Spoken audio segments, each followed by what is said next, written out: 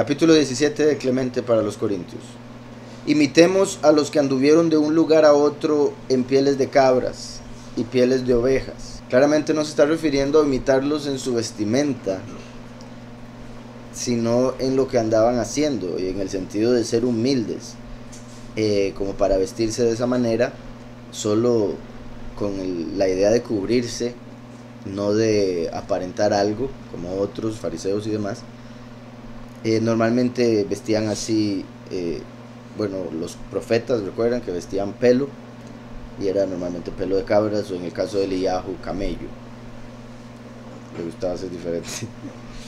Dice, imitemos a los que anduvieron de un lugar a otro en pieles de cabras y en pieles de ovejas, predicando la venida de Mashiach. En qué particular que Clemente, quien vino después de Yahushua, está diciendo prediquemos como los que predicaban de la venida de Mashiach, como diciendo hay que volver a predicar de la venida, en este caso el último. Claramente se puede incluir lo que viene después de venir el último, pero ya para eso no va a haber mucho que predicar, va a ser solo avisar que se les vienen las plagas postreras, la guerra de Armagedón. Entonces, tristemente parte de lo que el enemigo hizo durante la apostasía de los últimos 2000 años, de la misma manera que antes de que viniera Yahushua, fue con doctrinas de hombres desviar a la gente de la verdadera profecía o el verdadero cumplimiento. Por tanto, cuando Yahushua vino, no le reconocieron como Mashiach. De hecho, en parte de lo que sigo en el capítulo 12 revisando, revisando, es eterno, entonces todavía toma tiempo, viendo ahí lo particular de que en Miqueas Yahweh profetizó que Yahushua nacería en Betlehem, ¿verdad? La casa del pan. Pero en Isaías profetizó que Mashiach viviría en Galilea, Nazaret, dos lugares completamente diferentes. Cuando Yahushua viene por lo del censo, él nace en Betlehem, porque iba toda la familia de camino y ahí se vino el bebé, en el lugar donde se había profetizado. Pero después de eso ellos vuelven a su casa y se van a vivir a Nazaret, Galilea. Entonces eso hacía, puesto que Yahushua no andaba diciendo yo nací en Betlehem, ¿verdad? Pero vivo en Galilea, ten cuidado. Entonces la gente nada más pensaba, ese es un Galileo.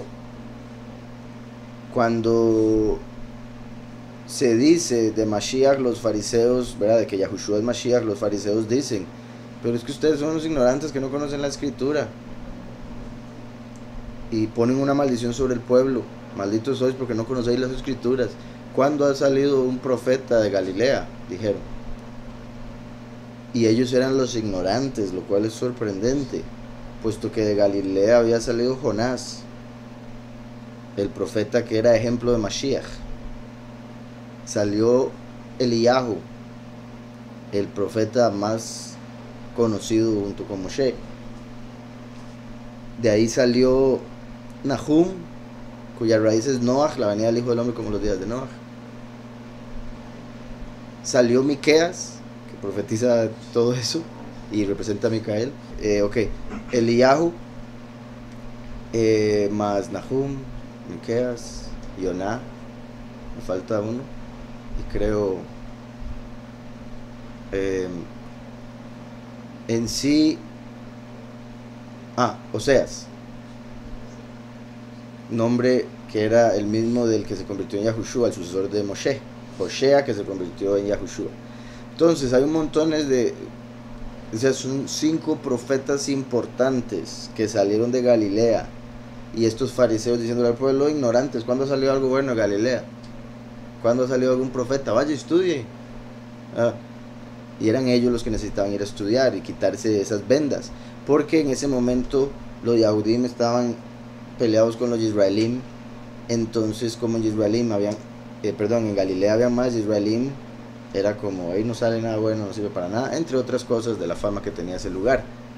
Pero ahí vivía Yahushua, y tras de eso decían, pero no dice la escritura que tiene que nacer en Betlehem, lo cual ignoraban porque era algo que sabía la familia y obviamente los allegados o los que preguntaban.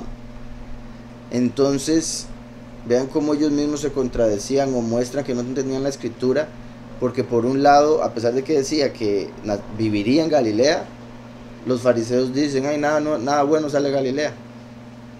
Y a pesar de que decía que nacería en Betlehem, la mayoría no sabía que Yahushua había nacido en Betlehem. Pero Yahushua cumplió ambos, ¿verdad? Como lo vemos en Lucas, Mateo, principalmente. Entonces, decía, lugar a otro en pieles de cabras y pieles de ovejas, predicando la venida de Mashiach. Queremos decir Eliyahu y Elishua, y también Yehezkel, los profetas. Vean los tres que menciona Eliyahu, que es uno de los dos testigos, que vino con Yahushua como Juan el Bautista, viene con el último. Elishua, que por el nombre, bueno, y la historia se puede conectar con primero y último, pero en este caso, por la forma en que se está poniendo, iría con Yahushua, ¿verdad? Elishua, Yahushua. Yahu, ¿verdad? Yahweh es Eli, es nuestro poderoso. Entonces Elishua y Yahushua se pueden ver como nombres intercambiables. Y Yehezkel es a quien Yahweh llama una y otra vez hijo de hombre, como la escritura habla proféticamente de la venida del hijo del hombre. Y como un verso que desde que lo noté me sorprendió demasiado y lo he repetido aquí muchas veces, aunque hay unos de los escritos que no lo pusieron, me imagino por la confusión que les provocaba a los traductores, puesto que Yahushua estando en la tierra dijo, el hijo del hombre que está en el cielo, Juan 3:13. Entonces, ¿cómo Yahushua va a decir que el hijo del hombre estaba en el cielo si él estaba en la tierra? Y mucha gente dice que el hijo del hombre es Yahushua, pero como he dicho, Yahushua es la semilla de la mujer, porque vino de una virgen, Génesis 3:15. El último es el hijo del hombre, porque viene directamente de Adán, como todos los seres humanos de esta tierra. Bueno, uno que otro que es medio Nefelim, ya es otra cosa. Aún así sacó algo de Adán. Entonces, decía Eliyahu, Elishua y también Yehezkel, los profetas y aquellos que han merecido un buen nombre. Abraham alcanzó un nombre excelente y fue llamado el amigo de Yahweh. Qué poderoso ser llamado el amigo de Yahweh, ¿verdad? Conocido por toda la historia humana como el compita de Yahweh.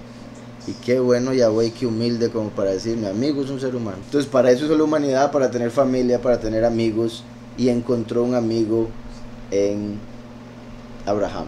Recuerden que desde que se hizo Adán, como Adán fue hecho de la Adamá, Adamá es el suelo mezclado con agua, barro, la creación empezó como un barrial tristemente, y por eso tanto pecado. Y Yahweh, entre las generaciones desde Adán, cada vez que se cuentan las genealogías desde Génesis, Yahweh estaba buscando entre el barro, ¿verdad? Cuando se cuenta la genealogía de Saúl y demás, se llega eventualmente a encontrar una perla entre todo el barro y las piedras, por decirlo así, para poner otro término además de barro. Pero repito, el hombre al haber hecho del barro, al haber sido hecho del barro, entonces como Yahweh buscando en el barro una persona que pudiera llamar amigo, y eso lo encontró en Abraham como si fuese una perla en medio del barrial. Entonces dice el amigo de Yahweh, y contemplando firmemente la estima de Yahweh, dice en humildad de corazón, pero yo soy polvo y ceniza. Vean, a pesar de ser el amigo de Yahweh, qué respeto, que ese título se menciona también con respecto a Benjamín, obviamente un justo, un apartado, pero verá, ninguno como Abraham en lo que respecta a ese término es el primero en que se viene a la mente por lo que está escrito al oírlo. Y a pesar de eso, él teniendo ese título de amigo del creador de todo, y también sabemos que cuando uno tiene un amigo lo ve como igual, ¿verdad? Aunque hay amigos que son otra cosa, ven a sus amigos como esclavos o algo así, pero un verdadero amigo lo ve como igual, o sea, Yahweh lo estaba poniendo a su nivel. Y aún así Abraham en su humildad dice, yo soy polvo y ceniza. Y vuelvo a lo que veíamos en el capítulo anterior, no se trata de esa humildad falsa, porque mucha gente dirá lo mismo, yo soy polvo y ceniza, pero por dentro se están exaltando de humildes. y de otras cosas. Entonces, aquí estamos hablando de alguien que lo dijo de todo corazón, que se reconocía como nada a la par de Yahweh, y no en el aspecto de rechazar el título que Yahweh le dio o el lugar que Yahweh le estaba regalando, sino reconociendo su lugar ante Yahweh. Pero yo soy polvo y ceniza. También vean que menciona dos: polvo, ceniza. El polvo como Yahushua, que murió y obviamente no se convirtió en polvo, pero si no hubiera resucitado, por decirlo de alguna manera, o si hubiera tenido pecado, se hubiera convertido en polvo. Mi punto es que el polvo hace alusión a la muerte, una muerte normal. Y cuando digo normal me refiero estando el cuerpo entero, o sea, obviamente Yahushua estaba súper golpeado, no se veía como un ser humano desangrado, pero mi punto es, no había pasado por fuego. Todo indica los dos testigos van a morir por fuego del cielo, lo cual lo conectaría con la ceniza, ¿verdad? Polvo y ceniza, como si fuera la muerte del primero y el último, ambos que vendrían de Abraham, como cuando profetizó Yahweh proveerá un cordero. Dice, además también se ha escrito con respecto a Job, ¿verdad? Conocido como Job. Y Job era justo y sin tacha, temeroso de Yahweh, y se abstenía del mal. Justo y sin tacha, temeroso de Yahweh, y se abstenía del mal. Con todo, él mismo se acusa, diciendo, ningún hombre está libre de inmundicia, no, ni aun si su vida dura solo un día. Entonces, ante Yahweh, Job no tenía tacha, no había queja. Según veremos en el libro de Yashar, la única queja que había en contra de Job era que cuando Bilam dio un mal consejo para destruir a Israel, Job se quedó callado, en vez de decir, no me parece, Faraón, ese pueblo no es malo, o lo que fuese, algo para contrarrestar el consejo de Bilam. Por otro lado estaba Yitro, el que se convirtió en el suegro de Moshe, que él sí comentó, pero le hicieron ojos de que lo iban a matar, por eso Job se quedó calladito. Entonces Job se fue para su casa, igualmente Yitro. Eventualmente Bilam se fue y tomó el reino en Cush, que fue después Moshe quien llegó y lo sacó de ahí. Además también se ha escrito con respecto a Job, y Job era justo y sin tacha, temeroso de Yahweh. A pesar de ser así, porque como mencioné, o sea, había algo que se le echa en el judaísmo, por eso que está en Yashar, pero en el libro de Job no se menciona pecado alguno. Job representa a alguien sin pecado. Entonces es particular todo lo que le pasa, y que a pesar de eso Job dice lo que menciona acá. Con todo él mismo se acusa diciendo, ningún hombre está libre de inmundicia. Y es que así es, por más esfuerzo, algo uno ha hecho mal en la vida, o ha pensado mal, o ha dicho algo que no debía, o ha ofendido a alguien, etcétera. Y de hecho, por eso después dice, ni aun si su vida dura solo un día, porque con solo entrar a este mundo ya está contaminado. Con solo haber entrado en carne que viene de Adán con pecado, ya está contaminado. Uno, obviamente, y la bondad y misericordia de Yahweh, uno ve un niño y uno ve la inocencia, pero ahí está el potencial también de todo lo contrario. Y ahí entran en juego la genética, la crianza, ¿verdad? La escuela que lleve, las amistades que tenga, todo. Exacto, lo que estaban pensando la pareja cuando tuvieron relaciones sexuales, todo, el nombre que le pusieron, el día en que nació. Dice, ni aun si su vida dura solo un día. Moshe fue llamado fiel en toda su casa, y por medio de su ministración Yahweh juzgó a Egipto con las plagas y los tormentos que les ocurrieron.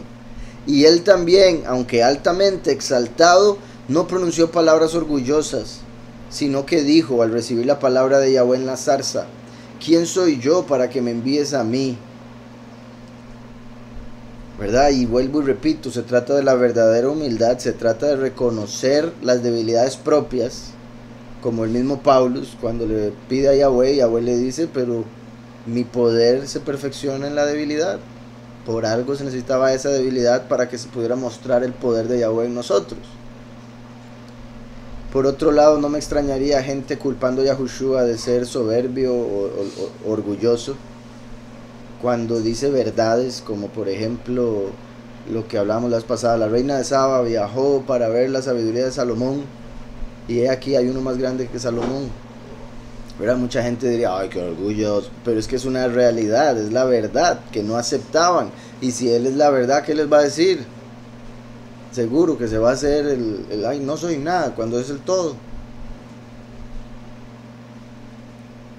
Aunque nos muestra esa humildad al ir al madero por nosotros y ser hecho como nada al morir. Entonces dice, no pronunció palabras orgullosas, sino que dijo al recibir la palabra de Yahweh en la zarza: ¿quién soy yo para que me envíes a mí? No, yo soy tardo en el habla y torpe de lengua. De nuevo dijo, yo soy humo de la olla. ¿Verdad? Algo que pasa en dos momentos. Y no soy dice, soy tardo en el habla y torpe de lengua, ¿verdad? También reconociendo, vuelvo a lo mismo, sus debilidades, mientras que los impíos, los orgullosos, según ellos no tienen debilidad alguna. Es posible que no tanto, porque, o sea, que lo haya llegado a aprender como príncipe, que creció casi como príncipe por la hija del faraón. Y al darse cuenta que era hebreo, no lo dudo. Bueno, pero sí es cierto, él o sea, decía que difícilmente por estar tanto en lo egipcio. Pero recordemos que cuando la hija lo vio, la hija del faraón, dijo, tráigame una hebrea para que lo críe. Y le trajeron a la mamá, entonces la mamá lo terminó criando, entonces ahí de fijo aprendió el hebreo bien. Pero en lo que respecta a lo egipcio, de fijo tenía ahí su... Y lo digo como en el sentido del último, ¿verdad? O el nacer en la apostasía, con otro idioma, otra identidad. Iba a mencionar un punto más con respecto a eso. No, que ayer veía, creo que fue ayer, una cuestión como de comedia donde un hombre iba a pedir trabajo. Entonces le decían, bueno, ¿cuáles son sus fortalezas? Y él decía, ¿verdad? Para hacerse el humilde, decía, no, le voy a decir mis debilidades. Dice, no paro de trabajar. Y dice, soy súper perfeccionista. Y empieza a decir cosas como diciendo, son problemas que tengo, pero para hacerle pensar al hombre que era el mejor trabajador del mundo, ¿verdad? Que más bien iba a hacer lo mejor para la compañía. Y es algo que mucha gente hace y que piensa que la gente no nota o no va a captar que es pura habla, es de echarse flores. Y que por ende, al tener que decirlo así, lo más seguro es todo lo contrario. Entonces, muy triste que es básicamente la sociedad hoy en día. Y es todo lo contrario a lo que vemos en esos hombres que acaba de mencionar aquí Clemente.